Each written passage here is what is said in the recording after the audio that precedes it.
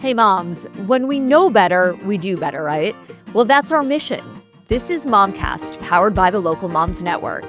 I'm Demetra Ganias, coming to you from Stanford Studios, and I'm so happy we're in this together. Moms, be honest. How is your relationship going? We spend a lot of time on this podcast talking about momming, right? But today we're taking a step back and we're discussing marriage and our partners. Jocelyn and Freeman are marriage psychologists and coaches who together help couples all over the world. You've probably seen them hashing out some real-world examples on their Instagram account, Meet the Freemans. I sat down with Jocelyn Freeman today to ask what actually makes a marriage stronger. She offered some amazing takeaways that we can actually start putting into place today. Jocelyn, let's start with the thing that couples are messing up most. What are we missing when it comes to having a strong marriage? We focus on what we call the 3 C's: how we communicate, how we handle conflict, and the third, I believe, is even more important, is how we stay connected. And that is something, we're parents, we've been together over a decade, and there's a lot of research actually that peak dissatisfaction, so not peak satisfaction, dissatisfaction is around 10 years together. Why I like to share that fact is because it's normal to go through periods where you're like, is it supposed to take work? Why do we feel like roommates? Why do we feel like 2 ships passing in the night? And we want to normalize that, but also have you realize you're not going to just magically feel reconnected. You're not going to just magically communicate well. And, we just believe as parents too that although it's difficult to prioritize your marriage when you're really in the trenches and you're staying busy, it is the foundation that your kids can thrive on. So I've got a lot of things we can drop into there, but I think if every listener was to think about the 3 C's, how do I feel about our communication? How do I feel about our conflict resolution? And how do I feel about our connection? That all makes so much sense. And talking about the 10-year mark, what is going on at that point? We might have 1, 2, 3 or more little kids. That by nature is distance. So first, if you can just normalize this idea that, yeah, it might suck for a while. That's just what happens because we're so scared by that feeling of disconnection, I think. So bring us back in so that we're not panicking if we say, yes, my marriage is struggling right now. Well, so let's talk about even just in the beginning of any relationship, it's very normal that you are flooded with all those happy chemicals, right? You're falling in love and you're just so excited to see each other. And that is normal, like anything new. And I think people can compare their relationship now to what it was like back then and think that it should stay the same. But it's very normal for the marriage to go through different seasons.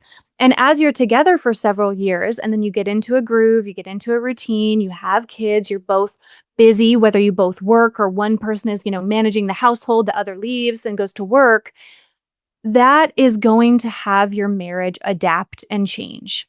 And it's okay if you don't feel the same exact way as when you were first together. Now, the mistake couples make is they're like, all right, we've got kids. You know what? We'll work on us later. We phone it in. That's a dangerous place to get into because what happens is you might be able to tolerate like functioning well, feeling like you're just 2 ships in the night. We talk logistics. Hey, are you going to go to dance class? I'll go to the grocery store. Okay, great. Will you make dinner? Okay, then I'll do bedtime. That is a part of marriage, is talking logistics. But remember that what we all long for in a marriage is love and connection. And you're not going to feel loved and connected by talking about the to-dos. You're not going to feel loved and connected by, getting things done, but you're not touching each other. You're not making eye contact. You're not asking questions about emotions. And so one thing I'd even just suggest listeners really think about was, when is the last time we discussed how we're both really feeling? And actually, right before meeting with you, we had a session with a couple, and they're just incredibly productive. They are successful in their career. Their kids are thriving from all standards. And it was great because it was a moment where they actually shared how they were feeling about an area in the relationship. And you could see that they like dropped into their hearts. That it was like, all right, yeah, we've been functioning, we're doing fine, but we're actually now connecting heart to heart. So how do we actually make that happen logistically? Because if we go out on date night, for example, we might want to forget about the kids and the problems and just kind of be who we are and enjoy and relax. But Mhm. at the same time, we're not doing that deep inner work. So where should we fit in time for this connection and looking into each other's eyes and really having these uncomfortable conversations? Because if we're finally alone and having fun, we don't want to be a buzzkill and bring up all of the things that are going not so well. Yeah, you bring up a great point, which is that it doesn't need to be all work. We need that play. Mm, So, certainly making time where it truly is just, hey, let's go out and just have fun together, because that yeah. is important to your spirits and to your hearts really feeling good in the relationship. And Aaron and I will even say that to each other. Hey, tonight, let's just like be playful. Let's be silly. Like, let's just have a good time setting that intention. So, then to answer your question, though, how to make it happen, I think one of the most practical things we suggest for couples is having what we call a weekly family meeting. But Mhm. really, you could also call it a marriage meeting. It's a time where maybe you wake up before the kids if you can, 30 minutes before them, and you have a cup of coffee. And, I'll tell you some of the questions that we suggest in that meeting, Yeah, that I'd love to check-in, hear them. where it's after bedtime. And look, all of us can say, we're exhausted. We just want to watch a show at night. We don't want to have this long, drawn out conversation. We all get it. Could you pick one day a week, though, where you either get up earlier, you talk in the evening, or you talk over lunch on your phones? Because if you just keep postponing that because you're tired, what happens is those little, what we call seeds, which are just these little unspoken things. Maybe it's a need that isn't quite being met. It's something we're feeling in the relationship. They're little seeds, but when we delay talking about them and then we build up like more evidence for it over time, they grow into what we call weeds. And those weeds are not the fun things. It's resentment. It is our perception changes of them, right? We see them differently, often in a more negative light. Yes. We want to prevent that. So, could you sacrifice 30 minutes of sleep by waking up one day a week a bit earlier? That's actually been a huge benefit to our marriage as we wake up at least an hour before our daughter. Is it difficult to wake up early? Of course, but it's so worth it because we take a moment to get connected with each other. We also we either meditate or read like a self-development book. So we are Mhm. filling our own cups too, and we can show up better as a family. So I think that's one of the most practical things to do is make time for that check-in. What's an easy way to convince our partner if we say, okay, I feel this way, but I just can't get him on board? Is there one phrase? I mean, we don't want to threaten, we don't want to say things that further alienate someone, but what if it takes a little bit of convincing? I would use an analogy of thinking about either like a sports team or a company, but even just going with sports, because we use those analogies a lot with men. All teams have huddles. They huddle in the game. They also have meetings in the locker room or their conference room, and they're talking about how are we doing as a team and what are going to be our plays coming up? Who are we playing against? And so no male is going to think that you just are great as a team and great in sports without practice and without meetings and check-ins. Yeah. So using that analogy of like, I want us to be a great team. This isn't about making each other wrong and fighting and any of that. This is about us being a great team. And I just think that if we had a huddle, and maybe you can call it that for them, right? Is, hey, let's have a weekly huddle and check in and just talk about what we think we're doing well, what we think we can improve. What do you need? What do I need? What Yeah, do and we it have doesn't coming have to up? be patronizing that we're using that No. sports analogy. It's true. It actually Yes. conveys the message, I think, really well. Yeah. Yeah. Great question. How do we keep from being upset in these years of marriage as they pass? If we say, I'm looking at my partner, but I don't really recognize him. And what if he says to me, he doesn't recognize me? Because we all change. Is the goal to change together or just not to change so much that you don't stop recognizing the other person across from you? I think it really depends on what kind of change because yes, we Mm, are going to evolve and adapt. Like who I am today, I'm wiser, but my priorities are also different. I was talking to someone about this yeah, yesterday too. Like as a mother, what I would have been willing to sacrifice before is so different than what I'm willing to sacrifice now. And my needs yeah. are different. And so is my husband's. His needs are different and his priorities. So those kind of changes are certainly natural, normal, positive. I think the change we want to look out for is when we are actually becoming a worse version of ourselves. Because Mm, in a marriage, we need to, if we're doing it right, we're becoming better versions of ourselves. So, yes, are we going to have hard days? Are we going to go through rough patches? Are there going to be seasons, especially in the newborn stage, where intimacy isn't the main priority and it is more functional? Yes, all of that's normal. However, if we're really becoming a better version of ourselves, we're going to course correct faster. We're going to be looking in the mirror and say, all right, what role am I playing in this? How can I play an even better role? And so that's the change I would look out for is, are we evolving or devolving? And I'm sure you want to make sure that you feel like you are becoming the best version of yourself. In fact, when we talk to couples, one of the biggest kind of pain points they'll describe is, I just feel like am not my best self. And that's painful. It's like, I don't want to be showing up as a version of myself that I don't feel is really true. I know I am this really loving and joyful and present person, and I haven't been showing up that way.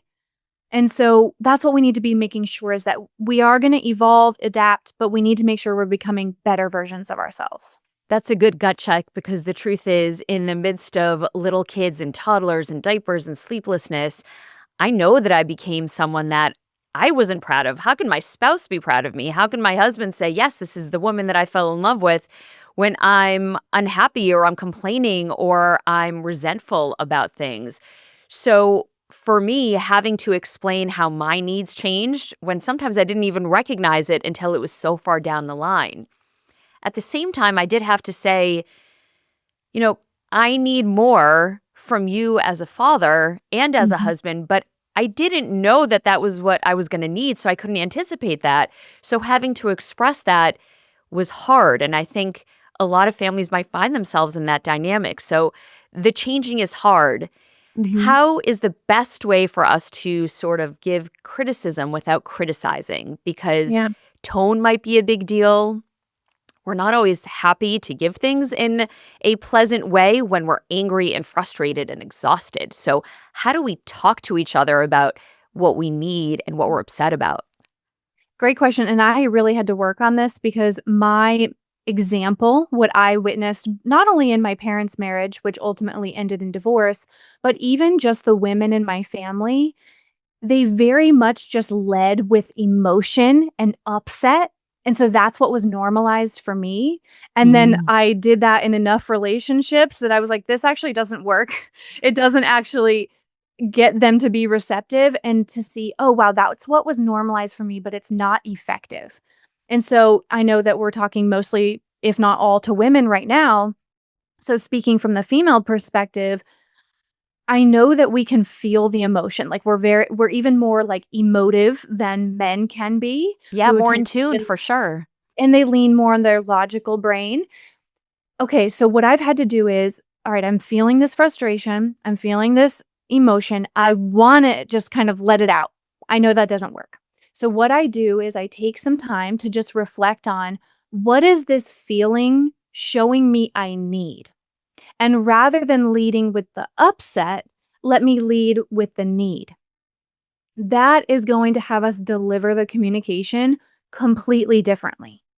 And it really does. Like when I go to my husband and instead of being like, I just feel like you don't plan any dates for us and you're like not putting any effort into our connection, he's going to be like, whoa, whoa, whoa. What are you Feeling saying? attacked, of course. Right. Whereas if I lead with like, "Babe, I miss you. And I know we've been so busy and have had so much going on." And you know what I realized is that I miss when we used to plan dates for each other. I thought that was so fun, and I was thinking it'd be great to get back to that. What if we each take turns planning a date every other week or every other month, whatever frequency? And that's just an example. But for yourself, like think about every feeling is showing me what I need. Let me lead with the need in a positive, stated way rather than leading with the complaint or the criticism. That brings me to the question of, is it okay to go to bed angry? Because if I'm trying to think about where's all this emotion coming from, instead of absolutely exploding, I need time to think about that then and find out actually what my need is. What Yeah. can I say in the meantime so that I can build in a pause? Because we're about to say something we know we're going to regret. But I don't want to just let something go. So, how do I say, I'm going to come back to you with a normal thought that is not me freaking out on you? And how long should that pause be? I think, okay, I don't believe there's anything wrong with going to bed angry if a couple things. The intention really is to regulate your emotions because you have to Mm. realize if the kids are in bed and now you try to start a conversation and it's for some reason triggering one or both of you and things are getting escalated. You don't need to hash it out till 3 a.m. and lose all that sleep because someone told you don't go to bed angry. Right. One of the things we need to be most aware of is, am I emotionally regulated enough for this conversation? And that is one of the most important skills we also need to be modeling for our kids.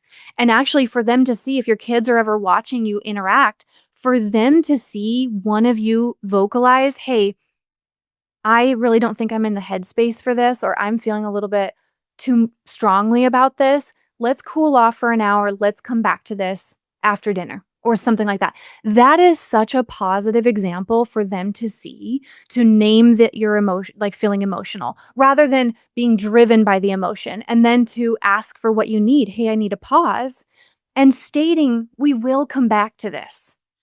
And that is the key that creates that's okay. That is the key that creates security, is "I care about this, I care about you. We will circle back to this when we both are emotionally regulated to have this conversation."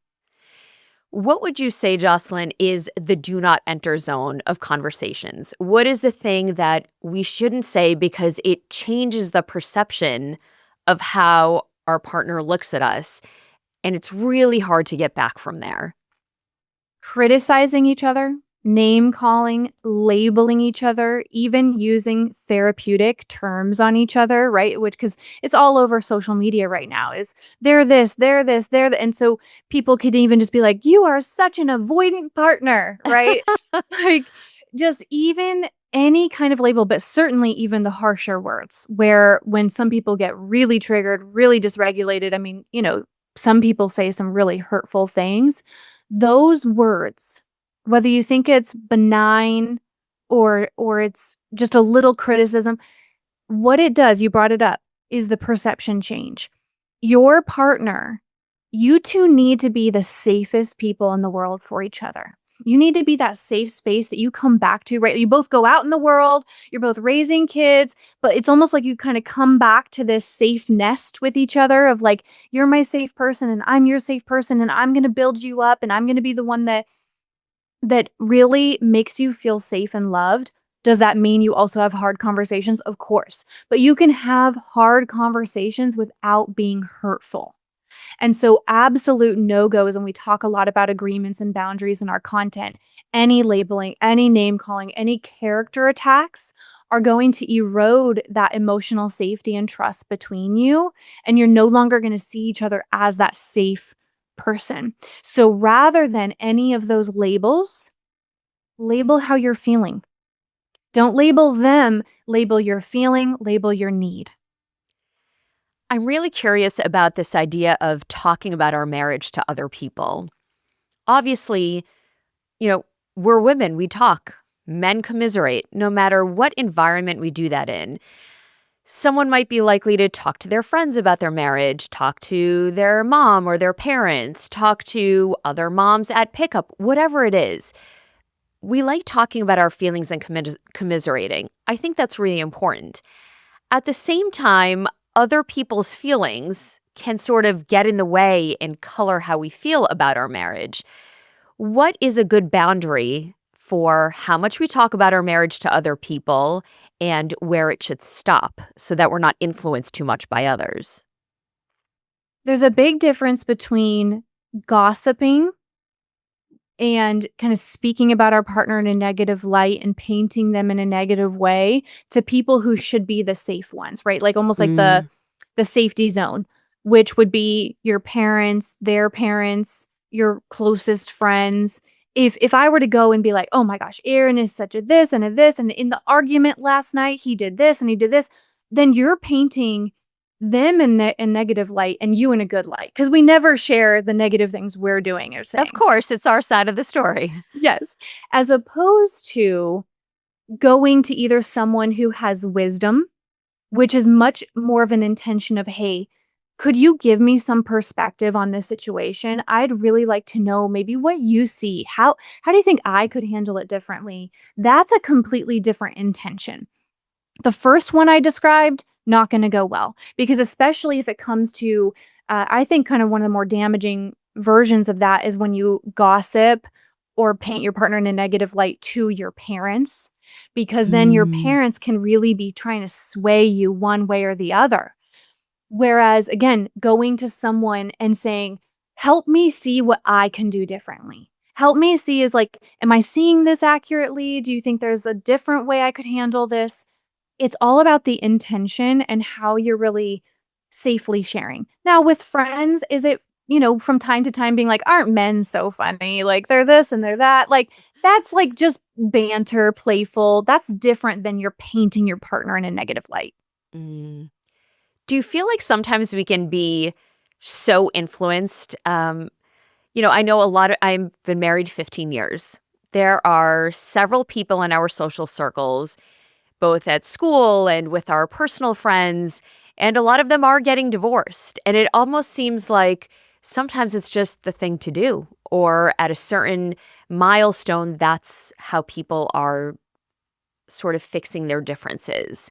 Mhm. How do we talk about divorce or sort of be in the environment where people are talking about it without feeling like they're almost swaying us in one direction or another? Yeah. We definitely noticed as we got closer to 10 years, we noticed a lot of either acquaintances, people in our circle, parting ways. And some of it kind of makes sense. You're like, okay, we saw some warning signs with them. But some, and we'll find this even from people we talk to, feel blindsided by it. Like, Mm, wait, what? They showed up to the birthday parties and the gatherings and they seemed like a happy family. They posted holiday pictures and they looked so happy. And I know it yeah. can feel really startling or jarring, especially if they're somewhat closer to you to be like, "Wait, what happened?" That's one of the problems in our society is people just post about the positive and they're hiding what's happening behind closed doors. Like, we meet with couples all day, every day, and we see they're posting happy pictures online, but we know what's happening behind closed doors. And that's the inauthenticity that we need to overcome and really talk about, hey, there are happy parts of marriage, there are hard parts of marriage. And here's the other thing, and the Gottmans found in their research that couples wait 6 years before getting help. We also see that. I think couples will come to us, "We've been struggling with this for 6 years, 10 years."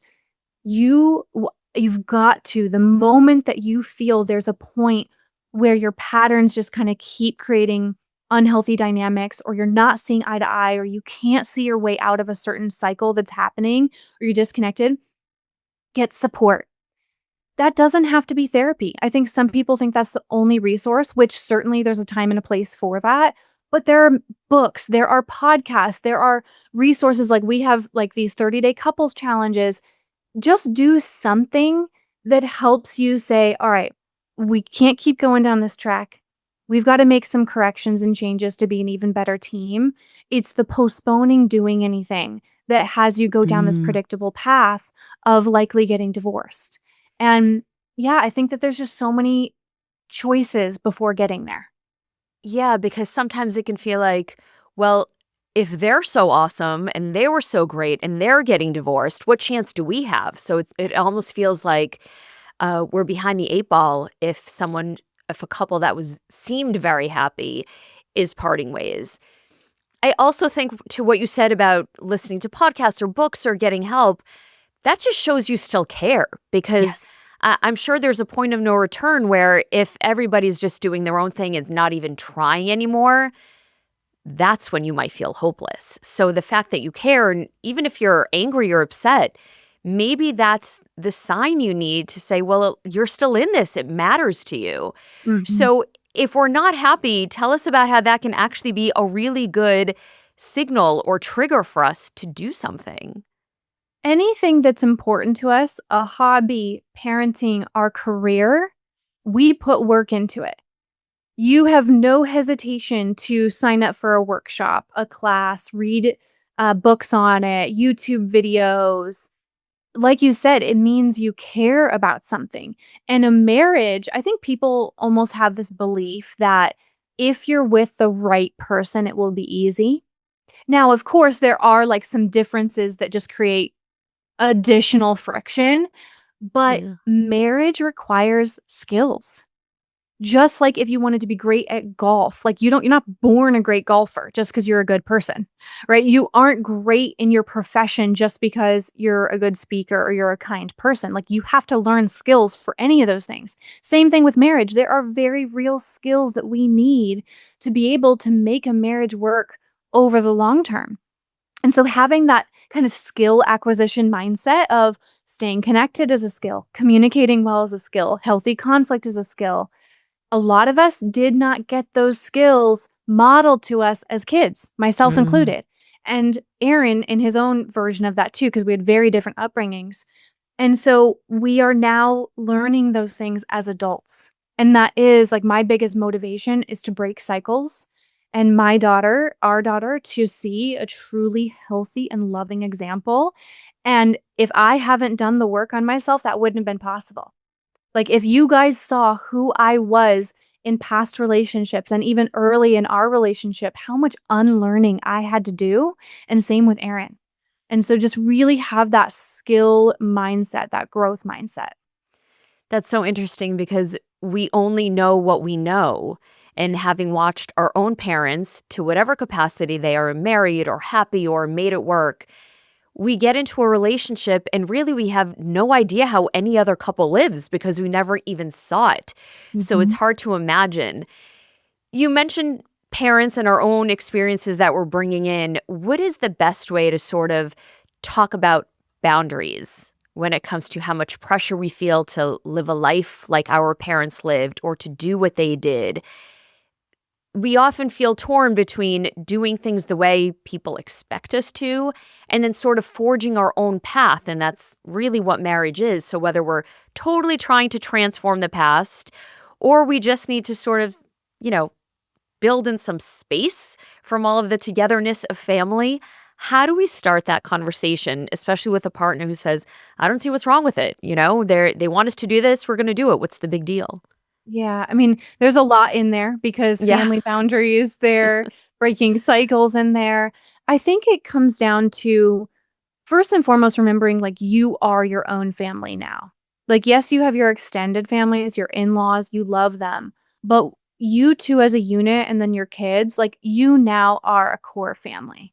And this has to be the most important thing that you are protecting, preserving, prioritizing. And then, okay, so how are we going to protect and preserve us? And we each have different kind of in-laws and they each have their own expectations. And all right, let's talk about that. And what do we want to carry forward? What do we think actually works from my background and the way my family operates? But also, what do we not want to carry forward? What do we think is not aligned with our values and what we want to pass down to our kids? So go back to like protect and preserve, and we're a unit. And then we want to make sure that we're on the same page because it is so important that when you go to either one of your families, you show up as a we. A source of conflict that we'll see with couples is, let's say you are going over to one of your in-laws and the kids, they have an opinion on you need to parent them this way and that way because in-laws love to have their opinions, right? of You should be course. doing this, you should be doing that. Do not say, "I would, but he or she." thinks this. You're making them the bad guy. You want your decisions to be showing up as a united front. Hey, we hear you. This is how we feel about it. This is how we're doing it. That united front is so important for your kids to see, and it's so important for you to see from each other. Yeah. Oh God, that's a lot right there. I think Mhm. that's really important advice because when we feel like we're the island outside of that family, so if it's, my parents and me, we think something, but you don't, that person automatically feels like they're on their own trying to, Mhm. swim upstream. I heard some advice and some marriage advice, and I'm wondering if you think it's antiquated or a good idea. If a spouse walks through the door, should we go over and say hello and greet them? Is that antiquated and old, or do we need that sort of daily validation when someone walks in? How should Mhm. we be treating each other? Are there any tips or tricks or things that show respect and love and connection that we just haven't done or we've gotten away from in our marriage? I've seen those reels about running up to your spouse and giving them the kiss and the hug. I think that greetings matter, right? But it's not that it has to be this routine every single time you run up to them and it's the biggest smooch. If you can do that, of course, that's great. A greeting is really nice to come home to. What I think is more important than fixating on those little things we can see in reels and then we become so, oh, I have to do that greeting every single time, is thinking about what we call the love account, which is really Mm, this representation of how loved and connected you feel in the relationship. And you can make deposits to the love account, just like a bank account. You can also make withdrawals. Early in a relationship, we talked about this, right? Kind of that honeymoon stage. You are naturally giving a lot of deposits because you're excited. Everything's new, everything's fresh. you don't even think Over, twice about doing it. yeah, yeah. You bring their favorite coffee, like the sweets. You wake up, you're kissy, all that. Again, it's very normal, exciting, natural. When you get into the groove, when you get busy and you've got kids, here's the dangerous formula is when you not only are making less deposits, but you're making more withdrawals. Now, the deposits are all the little things that you do to show your partner, I see you, I love you, I appreciate you. So, is the greeting a good example of that? Yes. When you can do that, when you can run up to your partner and give them a really great big hug and kiss, do it. Would it also be equally meaningful to your partner if when they walk in, they still get more than just a quick peck? Yeah, like give them a real hug, right? Put energy into those things that we can almost get Yeah. too routine about and take for granted. But don't just focus on the greeting. Think about every interaction. You're in the kitchen. Instead of just walking by them, graze their back or their butt, right? When you're getting ready, you're brushing your teeth at night and you're next to each other, like, don't just do the standard, "So, what do you wanna watch as a show?" Like, ask a meaningful question. All the Yeah. little ways you can show, "I still love you, I still care about you, I'm still so glad that you're here," and really doing as many of those deposits, and then on the other side, really try to reduce the withdrawals. I love those small moments. That's an important one and something we can actually do. That's a Mhm. practical tip we can take with us. Recently, I said in front of my kids, "Oh, I'm going to go to dinner with the girls on this night, but I need to ask your father first." And my daughter said to me, "Well, why do you need to ask? You need to ask to go somewhere?" And I said, "Well, yes, because we're a family. There's a lot of us, there's moving pieces. I might be leaving before he gets home from work. And what if there's something else we need to do that day? Maybe there's something on his calendar. And it's not that I need his permission, but I do want to act like his opinion matters." So I don't know. I kind of fumbled around the answer, but is it a threat to our femininity if we ask, or is it a threat to our partner's masculinity if they ask, "Hey, can I go out with the guys that night?" Instead of, "Well, of course I can go. I'm going out." And I feel like this is a tricky area where we just sort of assume we can do things. But I was trying to, fumble around the answer of why that's important. Can you hash that out with me about Yes. should we do this and how do we explain that? Yeah. I think the first thing is I think it's like a check-in, right? "Hey, let me check that it works with them." Because I wouldn't want him to say, hey, I want it me to a friend, hey, let me ask Jocelyn if that's okay. I would want him to Right. say, hey, let me check with her and make sure that works. Right. So I think that just even slight word change is a little bit of a different Yeah, I love context. that. The other thing is realizing that before we get married and before we have kids, you can somewhat operate like two independent individuals. When you get married, when you have kids, you really are becoming interdependent. You do rely on each other. You do need to be working symbiotically and harmoniously together because when I do A, it has this ripple effect. And so I think even teaching our kids that marriages and families are interdependent, and that's a good thing. Like we are this unit that our actions have an impact on another person. So it's not asking permission, it's checking, does this work? And really teaching the power and the beauty of that. And I think that I would want Aaron to, just think of it as being considerate. And same thing with me is like it's not me getting him to say it's okay and that he's in charge. It's, hey, we're a unit and I just want to make sure this works for our schedule. Yeah, showing the other person the respect of at least asking. Yes. Ultimately, we don't want to ever end up in divorce. I don't think anyone plans for that.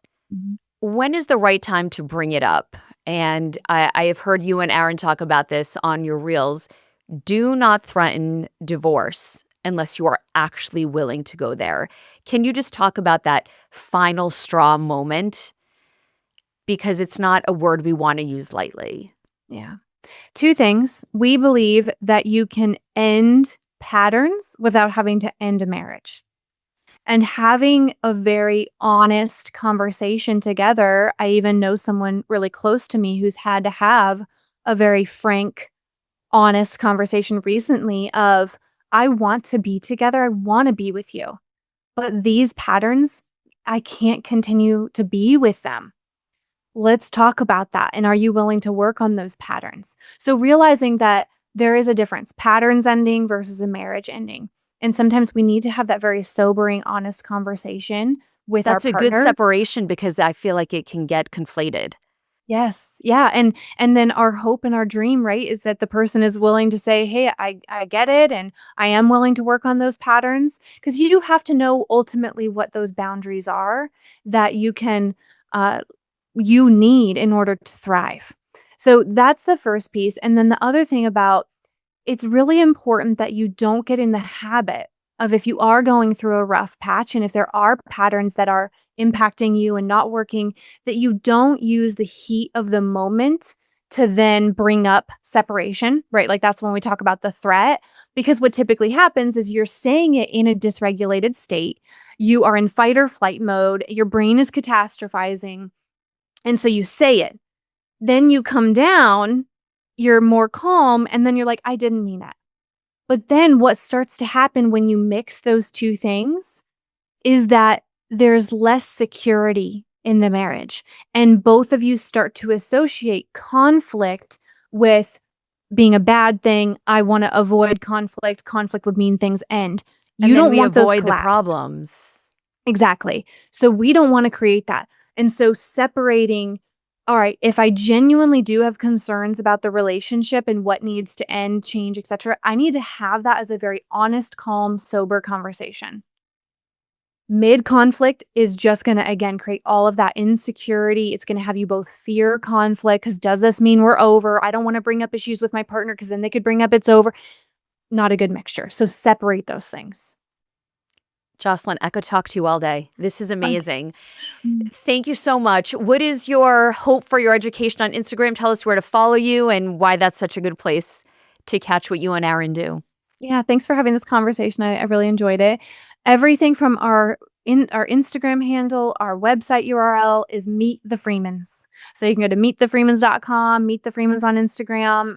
Everything there from we have web classes, in-person workshops, 30-day couples challenges. We're up to almost 50,000 couples do our 30-day couples challenges. Those are one of our most popular resources. And then the thing I just want to plant seeds about that Yes, please I do. truly feel is like my whole purpose because of witnessing my parents' divorce and really being so committed to breaking those cycles is our upcoming book, which will be more like January 2027. But I want everyone to think about, all right, I'm going to be ready to pre-order that thing, is our next book, which is going to be called Same Team. And it's all Same about team. breaking cycles, whether that's breaking cycles from past generations before you, breaking cycles within your relationship, and modeling a truly loving marriage to your kids. And what exactly do we need to model? Because we both have our master's degree in psychology. So we talk a lot about what our example is teaching our kids' brains and what they need to see and learn. Yeah. So just want to plant those seeds for everyone to get excited about that book. Same team. That's the mantra we're taking with us. Thank you so much. Yeah, thank you for having me. Moms, we're so grateful you're part of our community. Don't forget to rate and review MomCast to help us spread the word, and follow us on Instagram at the Local Moms Network. I'm Demetra Ganias. We'll find you back here next week from Stanford Studios.